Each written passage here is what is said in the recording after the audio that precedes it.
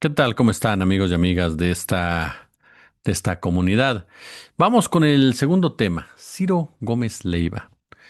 Ciro Gómez Leiva, uno de los principales líderes de opinión de la derecha, un periodista que a través de sus diversos espacios se ha caracterizado por lanzar cuestionamientos en contra de la cuarta transformación desde que Andrés Manuel López Obrador arribó al poder, con un criterio que llama mucho la atención porque temas que en otros sexenios dejaba pasar o simple y llanamente no los abordaba con tanta fiereza, pues ahora es parte de su característica editorial.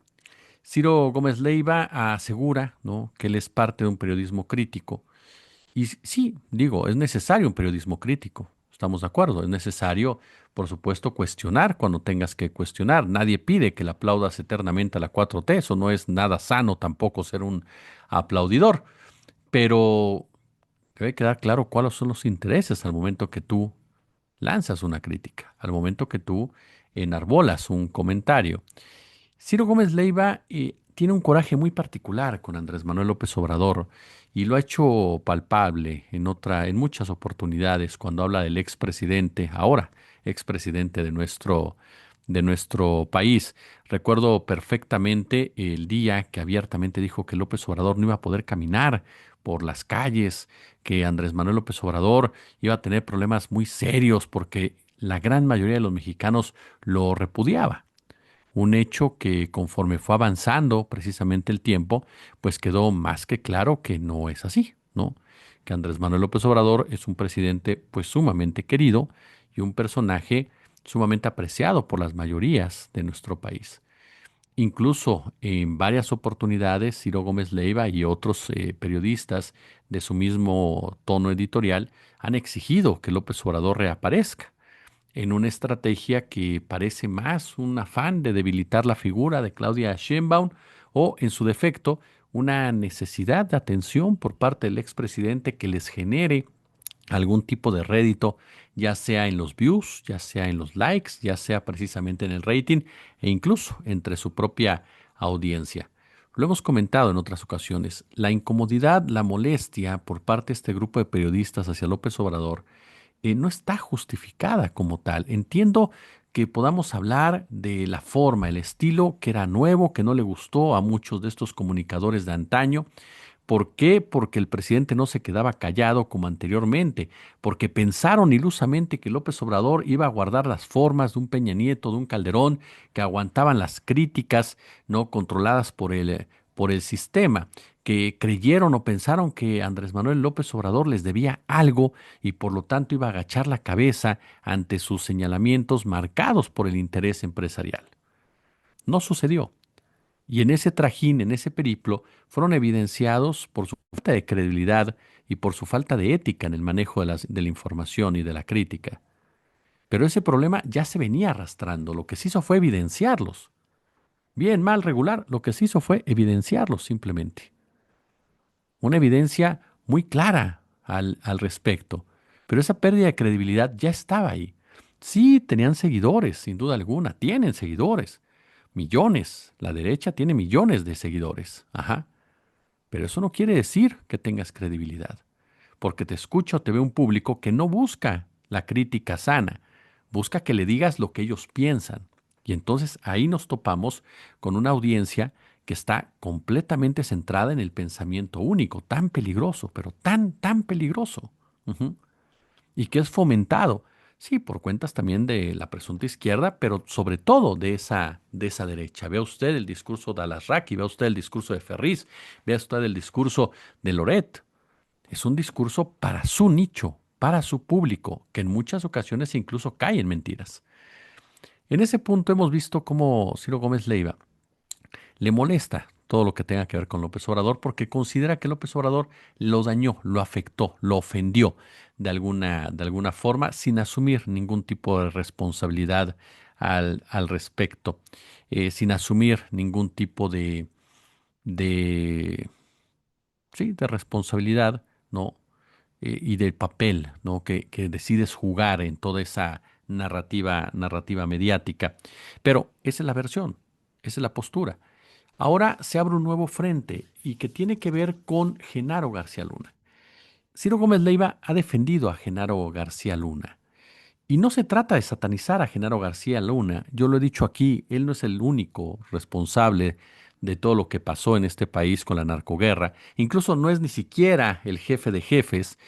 Ayer lo comentábamos en torno precisamente a esas multas, no multas, sino sanciones que le aplicaron millonarias, que él no era el único que gozó de ese dinero, que tuvo socios, que tuvo protección, que tuvo inversionistas, gente que hizo mucho dinero alrededor de Genaro García Luna, que lo mantuvo en el lugar donde estaba, a pesar de las acusaciones que pesaban sobre él, a pesar de que empresarios, militares, políticos, empresarios sabían perfectamente quién era Genaro García Luna. Sabían que institucionalizaba el secuestro, sabían que era el operador de la DEA y de la CIA en México de los cárteles de la droga. Y aún así decidieron jugar con él. ¿Por qué? Porque todos son parte del mismo entramado. Aquí lo hemos dicho. ¿Qué pasa con todos esos socios de García Luna? Sin embargo, cuando Ciro Gómez Leiva aborda este mismo tema, llama la atención que trata de poner a García Luna como una víctima. Se omite informar, dice, de que García Luna y su esposa ya no pudieron defenderse en este juicio y perdieron por una suerte de foul y no por la contundencia de las pruebas expuestas, ¿no? Y bueno, dice que tomaría mucho tiempo detallar el engranaje jurídico, pero dice, todo indica que los contratos denunciados se entregaron, ejecutaron en su totalidad y cumplieron sus objetivos, incluso en el gobierno de López Obrador, que pagó parte de los contratos demandados. Pero se le olvida a Ciro Gómez Leiva que esos contratos se venían arrastrando, que no fueron firmados durante la gestión de López Obrador y que tenías que cumplirlos, so pena, por supuesto, de pagar el castigo por no hacerlo y de generar el escenario perfecto para que te dijeran que no reconocías el el Estado de Derecho. El punto es que Ciro Gómez Leiva nos dice que García Luna y su esposa no tienen dinero, no tienen con qué pagar esas cantidades. Y al igual que Raimundo Rivapalacio, señalan a los Weinberg como los grandes traidores de Genaro García Luna, que ahora son testigos protegidos aun y cuando ellos son socios precisamente. ¿Quién tiene ese dinero? 2.500 millones de dólares. Ajá. ¿Cuánto se va a recuperar realmente México? Dice este Ciro. 1%. Hay mucho de bullshit en todo esto, ¿no? Aquí lo que me llama la atención, insisto, es que Ciro Gómez Leiva pone a García Luna como una víctima. Y no lo es, señor Ciro Gómez Leiva. García Luna ganó muchísimo dinero también. No creo que esas cantidades. Ajá. Pero ganó mucho dinero. Tuvo mucho poder.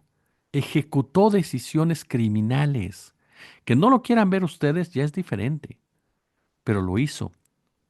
García Luna no es ninguna hermanita de la caridad. Nadie se aprovechó de él. Él decidió jugar este papel a sabiendas perfectas que era el policía desechable, el super policía sacrificable por el mismo sistema que lo había prohijado. Eso lo saben perfectamente bien todos y cada uno de los que deciden entrarle a esas empresas criminales, a esa estructura. Por supuesto que García Luna no es el único responsable. Por supuesto que los Weinberg decidieron traicionarlo para salvarse ellos y salvar a sus intereses. Pero García Luna sabía quién eran los Weinberg. Y no se trata solamente de ellos. Vamos más arriba, señor Ciro Gómez Leiva. Hablemos de los socios de los Weinberg. Hablemos, por supuesto, de esos empresarios que mantuvieron a García Luna. Los Weinberg, claro, claro que le jugaron chueco a su socio porque tratan de salvarse su pellejo. No por eso dejan de ser igual de fraudulentos que él. No por eso dejan de ser tan responsables como él de llevar a cabo esos contratos con los gobiernos mexicanos, ujú, para enriquecimientos extraños. El tema es que ni siquiera los Weinberg podemos pensar que son la parte fundamental de toda esta discusión. Al final, efectivamente hay mucha bullshit, pero no porque haya víctimas, señor Ciro Gómez Leiva, sino porque todos son parte de la misma porquería. Y llama la atención que haya periodistas que en los últimos días se hayan dedicado a defender a Genaro García Luna, a tratar de lavarle la cara a Genaro García Luna, a tratar de limpiar la imagen y señalar a sus socios cuando las dos partes son exactamente igual de criminales. Algunos periodistas que lo están haciendo fueron parte de ese mismo grupo de periodistas quienes defendieron a García Luna, quienes posicionaron a García Luna, quienes le abrieron sus espacios para que García Luna nos mintiera sobre la guerra contra el narco, quienes pensaron que García Luna podría ser presidente de la República. Entonces sí, efectivamente, hay mucha porquería en todo esto, pero insisto, es porque todos, absolutamente todos, ajá, están involucrados y todos son parte precisamente de la misma putrefacción.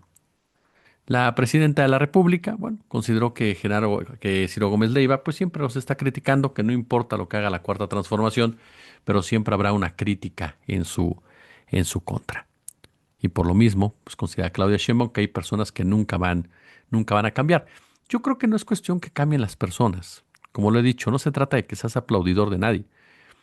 Se trata que seas honesto intelectualmente y se trata que tengas rigurosidad. Y no es que cambien, sino que depende de los intereses que defiendan. Si esos intereses de repente consideran que les conviene más que empiecen a hablar bien de, lo van a hacer. Porque seamos también honestos, ni García Luna, ni el propio Riva Palacio, ni López Dóriga, por citarles esa generación de antaño, se mandan solos, ni nunca se han mandado solos. Siempre han sido personeros de otros intereses más grandes. Claro, muchos de ellos decidieron hacer su propio negocio con estos famosos sitios, ¿no? Donde rentaban los espacios para la información, habrían espacios para entrevistas, ya no se fueran a las televisoras, sino que ya fueran ellos los que recibieran las cantidades importantes. Son personajes que han hecho del periodismo un negocio, que convirtieron la noticia en una mercancía y que por eso incluso en algunos casos tienen hasta yates. Porque de otra manera un periodista serio, un periodista real, puedes vivir bien, sí, puedes vivir tranquilo, pero eso es una cosa a tener propiedades en los Estados Unidos, en zonas lujosas, a tener yates, a tener propiedades, casas en lugares sumamente caros. Perdón, esos son periodistas de un sistema como pasa en Estados Unidos. Eres útil al sistema, te paga bien el sistema, pero dejas para siempre tu credibilidad de lado, aunque no haya mañanera. Pulgares arriba, si les gustó el video, déjenme sus comentarios, sus puntos de vista, y ya lo sabe, como siempre un gusto, como siempre un placer.